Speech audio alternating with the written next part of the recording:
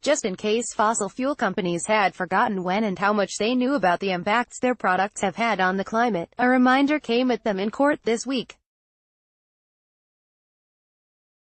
On January 29, 6 researchers studying climate misinformation filed one of 8 friend of the court briefs in the Ninth Circuit Court of Appeals supporting the California communities suing fossil fuel companies for climate damages.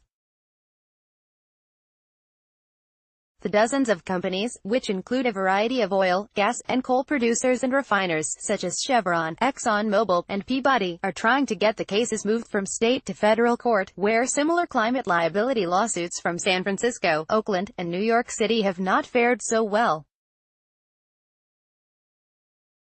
The Court of Appeals is lumping together 6 suits from California counties and cities while deciding where they should be tried. Some of the top academics examining fossil fuel companies' actions and communications around climate change were involved in filing the brief, which rather concisely summarizes the major takeaways from their research in its table of contents. To sum up even more, fossil fuel companies knew the risks of burning their products on the climate, worked proactively to cover up that knowledge and discredit climate science, tried to protect their own assets from climate impacts by using the very same science they sought to undermine in public. The researchers filing the brief include Naomi Orskes, co-author of Merchants of Doubt, and Jeffrey Supran of Harvard University, Robert Brule of Brown University, Justin Farrell of Yale University, Benjamin Franta of Stanford University, and Stefan Lewandowski of the University of Bristol, UK.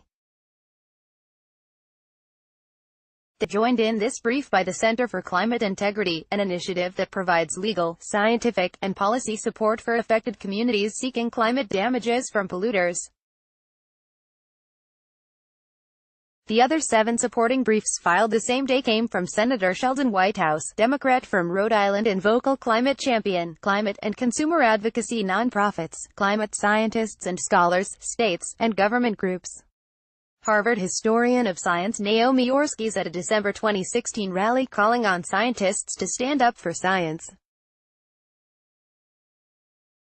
The reason social scientists and science historians decided to get involved in this legal battle, they write, it is because these lawsuits in California center around the fact that the fossil fuel companies affirmatively and knowingly concealed the hazards that they knew would result from the normal use of their fossil fuel products through misrepresentation about those products and deliberately discrediting scientific information related to climate change.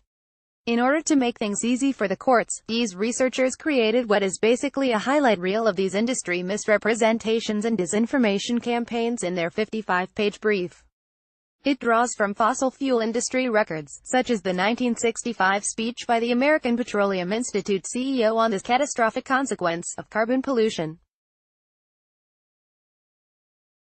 Excerpt of API President Frank Eichard's 1965 speech on climate change and fossil fuels. And cites investigations by journalists, such as the Inside Climate News team that uncovered what.